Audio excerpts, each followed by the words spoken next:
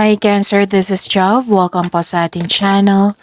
Gamitin ang reading na ito bilang gabayan lamang.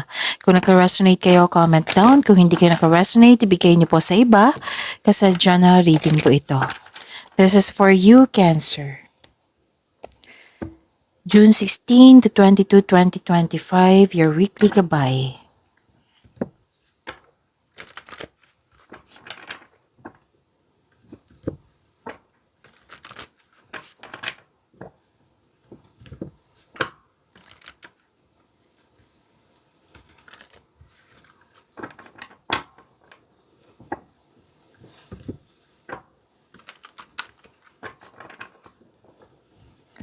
Para po ito sa iyo, Cancer, ngayong June 16 to 22, 2025.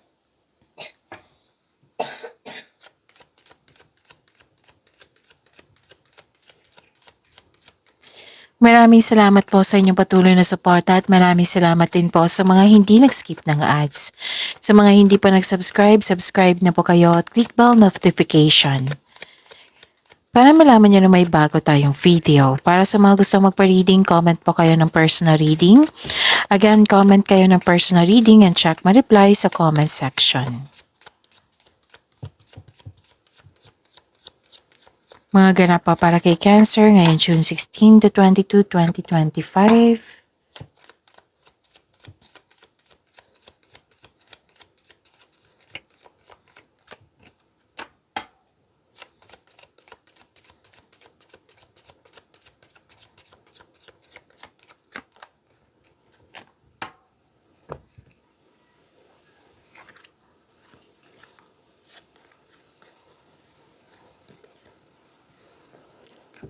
Okay.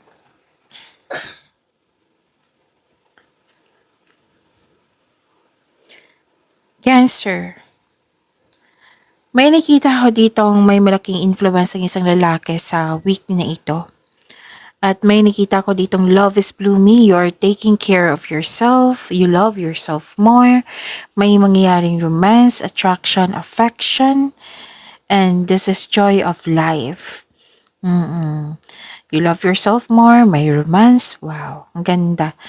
So claim nyo po. Nakikita ko dito na some of you home-based yung trabaho. Oo. May nag-uusap tungkol sa private life.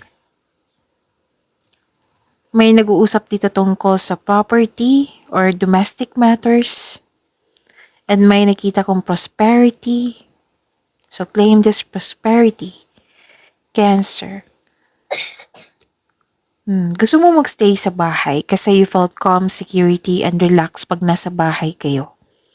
Ang ilan sa inyo may balak na magbakasyon, mag-staycation sa bahay. Or ngayon na, nag-staycation kayo ngayong week na ito.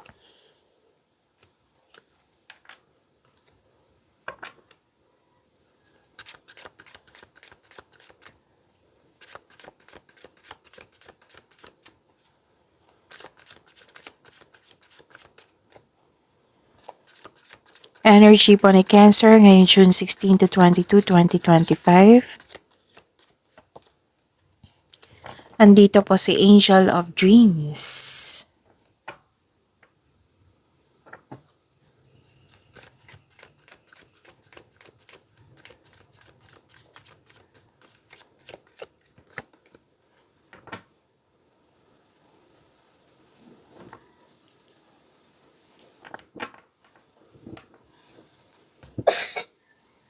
Kung may narinig kayo or may nakita kayong repeating message, meaning to say, pinupush ng cards niya yan. Like for example, nanood kayo sa isang video natin at ngayon sa inyong weekly Gabay Tarot reading at may napansin kayo na repeating message, yan po yung pinupush ng cards niyo na kailangan yung bigyan ng atensyon, solusyon, at aksyon kung maaari po. So na yung energy ni Cancer?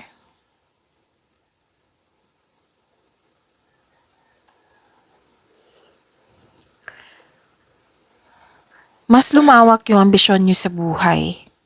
Nag-iisip kayo dito ng yung dreams nyo sa buhay. Nag-update kayo sa goal, kung saan na kayo sa goal nyo sa buhay. At malakas ang inyong intuition.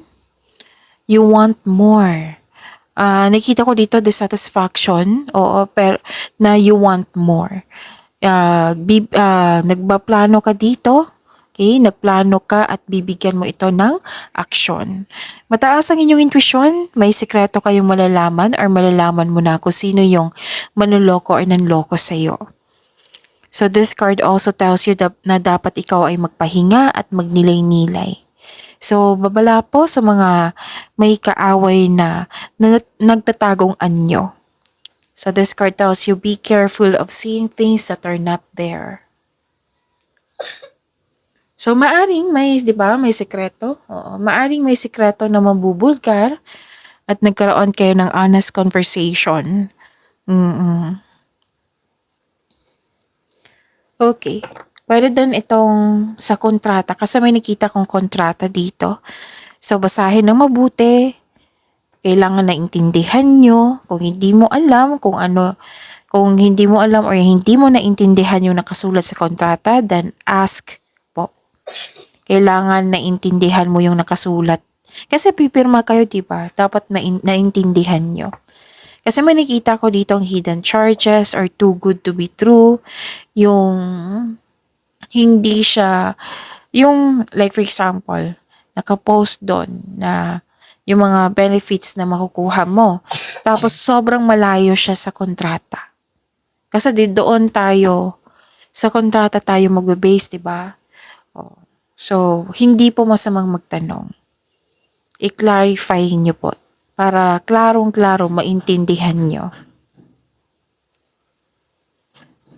Paalala ng card nyo po dito na kung may nangyari po, lalo na sa naulit na nangyari. Oo. Kailangan nyo po itong bigyan ng atensyon. Kung pwede, hanapan nyo po ng solusyon para hindi na mangyari ulit.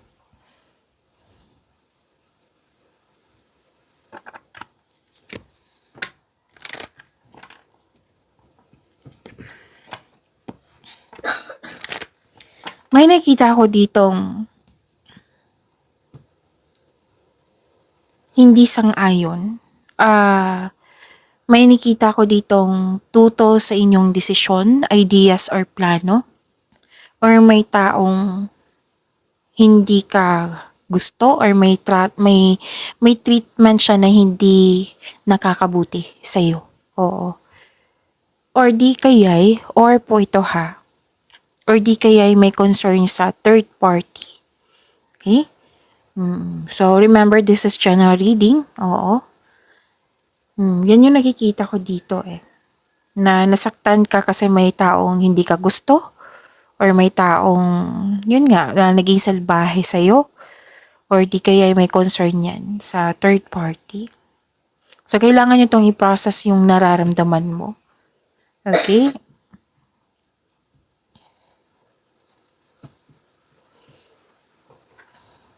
So this card tells you to accept and free yourself from this kind of emotion, yung nasaktan ka, na nalungkot ka sa mga nangyari.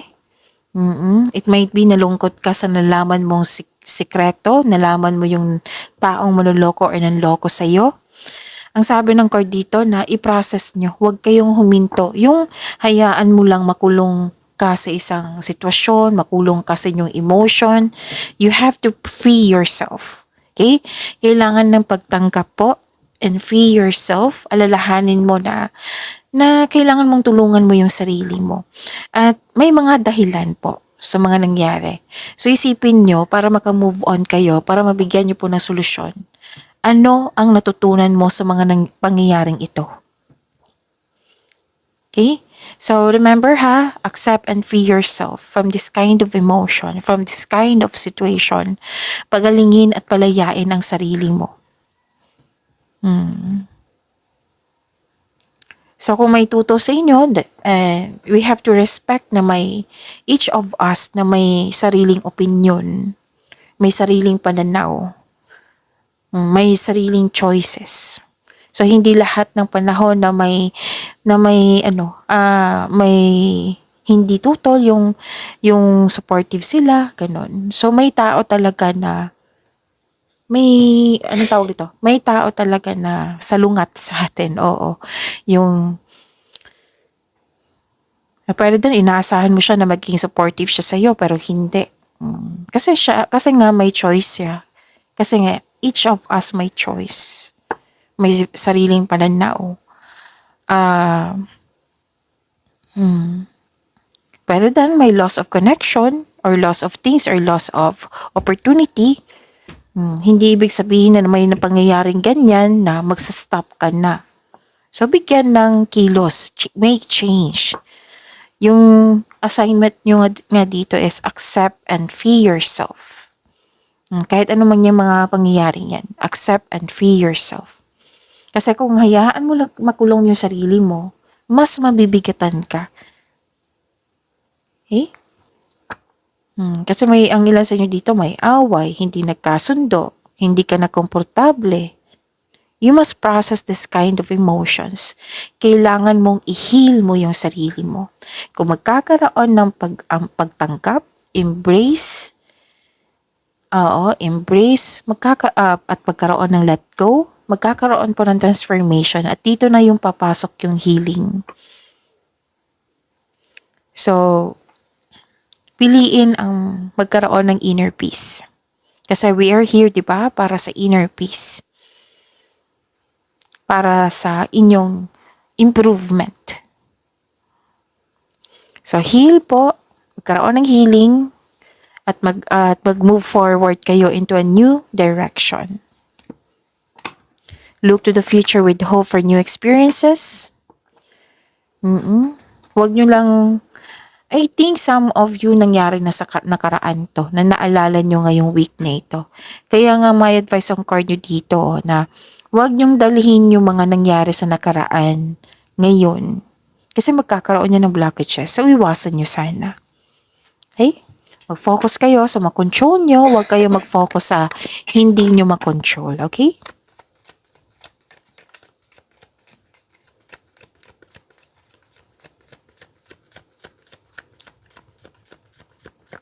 Spirits, guide, angels, archangels, guardian angels, message pa para kay Cancer. Chakra clearing. Sabi po ni Archangel Metatron, call upon me to clear and open your chakras using sacred geometric shapes.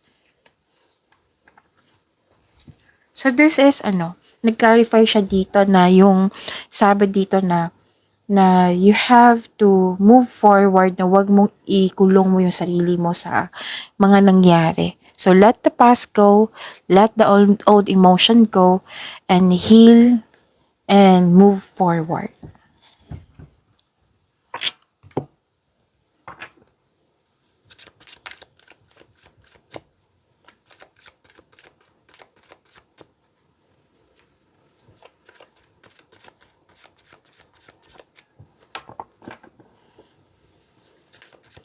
Career and money po ni Cancer. For this week po.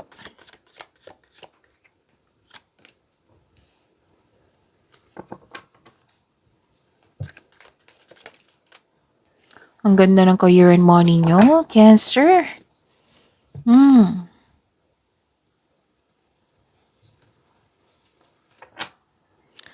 This is full of blessings. Ang ganda. Nakita ko yung abundance dito. Full of blessings. Sunod-sunod yung offer. Satisfaction and abundance. Dalawang card na po nagsabi dito na may abundance. And this is also satisfaction. This is nearing completion or nakompleto na. May natapos na. Pwede natapos yung proyekto. Kaya after nito, nag-iisip ka dito na magbabakasyon ka sa bahay nyo, which is lumabas dito. Okay? And thankful ka sa mga biyayang natanggap mo. This is overflowing of abundance. Successful and satisfied ka sa buhay. And this card asks you to relax and enjoy. Kasi deserve mo. Kasi naging masipag kayo sa araw-araw. Naging productive kayo sa araw-araw. So, share your good fortune. This is good fortune, ha? Oo. Ang ganda nito. Share your good fortune to others and your generosity will always flow back to you. So, yung sabi ko sa inyo na may natapos kayong mga gawain, posibleng project ito, pwedeng kontrata din. And kitang-kita ko yung Itong dalawang cards na ito na nagbigay ito ng happiness sa iyo kasi nga overflowing abundance, full of blessings. Okay? Um, sa mga may, okay, expect a recognition for a job well done. Or may nakita rin ako ditong promotion. Alam niyo naman kung ano yung promotion, di ba? Pwedeng literal na promotion. Pag-angat sa inyong posisyon. Pwede din pagtaas ng kita, pagtaas ng sweldo, pagtaas ng allowance. At damang-dama mo yung pag-level up mo. Okay? So you deserve this kasi naging masipag kayo, Cancer. Claim nyo po. Huwag niyo kalimutan mag-claim. Claim nyo po. Marunong kayo makinig sa inyong intuition. At marunong din kayong lalo na sa binigay niyang idea sa inyo from the universe. Oo, ino-honor niyo yung ideas. Binibigyan mo din na ng action. At yun, sabi ng card dito, following your intuition and honoring your ideas, it will lead you to increase prosperity and abundance. See that? Na nag-clarify siya dito sa inyong dalawang cards at dito rin. Okay? And yes, this card signal abundance in all areas of your life, lalo na sa inyong career and money. Diba? Ang ganda. Claim niyo po. So, dito naman tayo mag-focus. Cancer has career and money. Ang ganda-ganda po.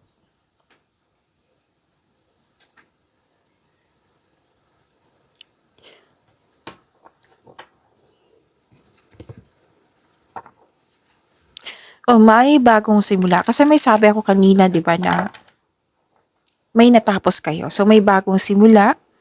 And actually, ang ganda talaga. This is gift from the universe. Posible din na opportunity or a new job opportunity or unexpected sum of money. Oo. Pwede din nag-take ka ng, yung sabi ko kanina na, dalawang card ka pala nagsabi dito na, nag-take ka ng first steps. Kumbaga, nag-take ka ng action para mas ma-enhance o ma-increase yung kaperahan mo. So, ang pagbabago na ito ay may unlimited growth towards to your finances. So, may parating na job opportunity, promotion din to, dalawang card. Na magkakaroon ng financial growth and stability. Ang ilan sa inyo, ready na mag-pursue ng new career path that will offer more stability and abundance. Ang ganda.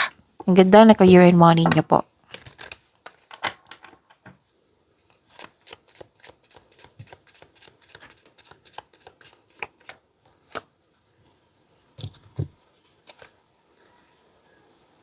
So, okay.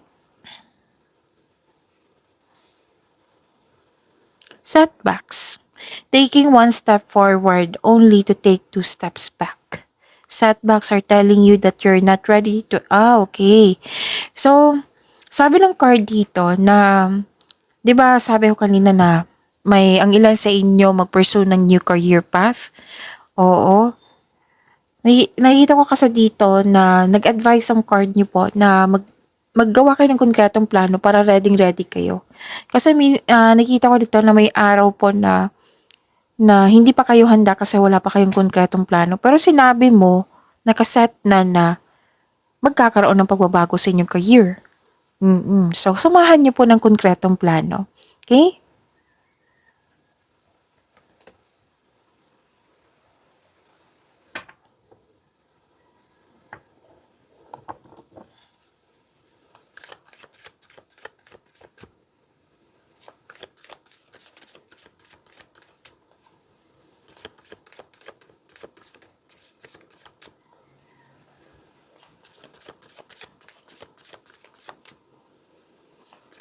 Love life, self-love, partnership, and romance ni Cancer for this week.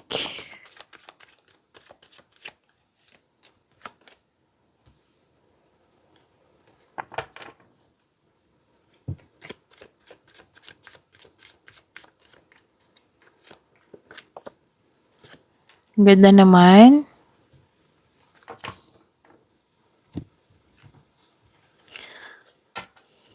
May togetherness, celebration, pwedeng reunion ito, pwedeng meeting, nagkaroon ng time sa mga taong malapit sa'yo.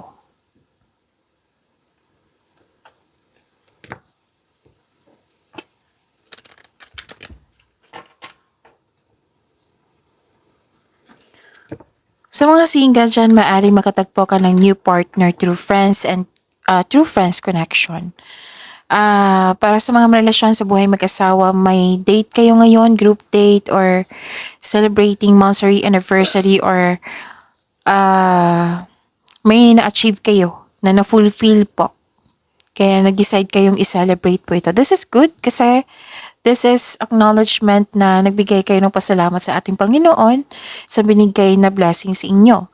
Tapos, and this is good also kasi yun nga, nag-acknowledge ka.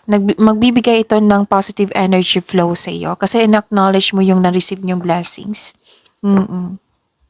Yes, importante talaga yan. Lalo na mag-pray kayo kay God na magbigay pasalamat sa mga blessings na na-receive nyo. So this is a celebration card. It's time to have fun and focus on spending time with your family, friends, and this is also means a stress reliever.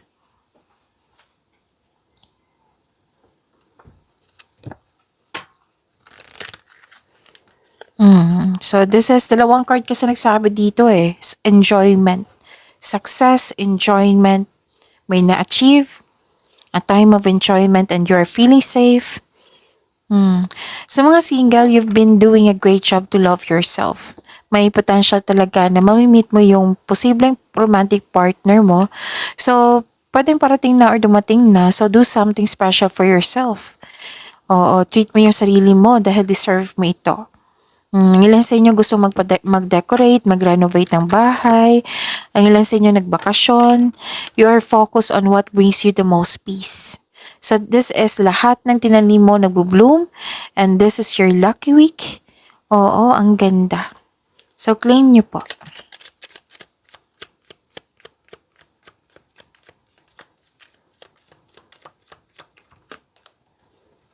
Difficulties, jealousies from others may serve as obstacles to the success of this connection. So, sana'y ma-overcome nyo po itong, kung kayo po ito or pwedeng partner nyo, nagsiselos. Kasi mag-create yan ng obstacles po. So, sana'y ma-overcome nyo yan. Kung hindi kayo ito, then kausapin nyo po yung partner mo o yung taong nagsiselos po para magkaayos kayo. Gawa kayo ng adjustment kung maaari po. Pagyamanin nyo po yung blessings na binigay sa inyo. Cancer, see you tomorrow. Maraming salamat po.